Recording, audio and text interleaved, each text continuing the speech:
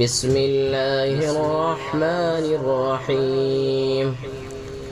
لا أقسم بيوم القيامة ولا أقسم بالنفس اللوامة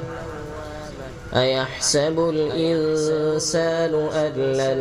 نجمع عظامه بلى قادرين على أن نسوي بنانه بل يريد الإنسان ليفجر أمامه يسأل أيان يوم القيامة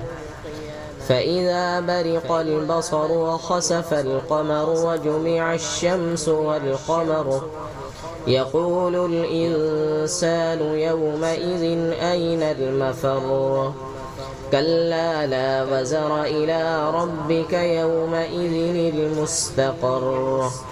ينبأ الإنسان يومئذ بما قدم وأخر بل الإنسان على نفسه بصيرة ولو ألقى معاذيره لا تحرك به لسانك لتعجل به إن علينا جمعه وقرآنه فإذا قرأناه فاتبع قرآنه ثم إن علينا بيانه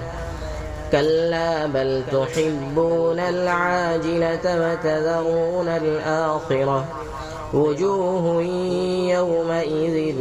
ناظرة إلى ربها ناظرة ووجوه يومئذ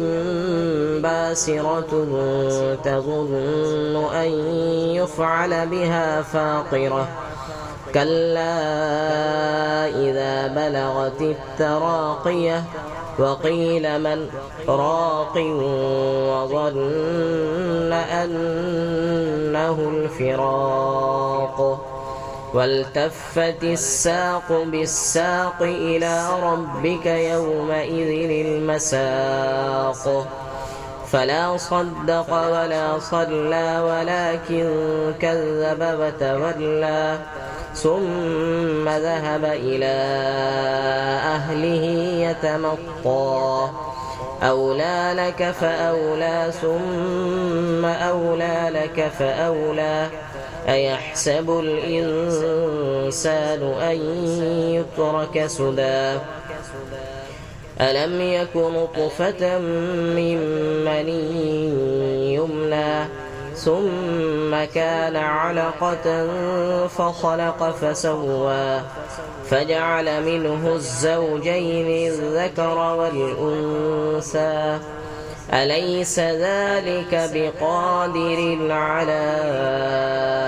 أن يحيي الموتى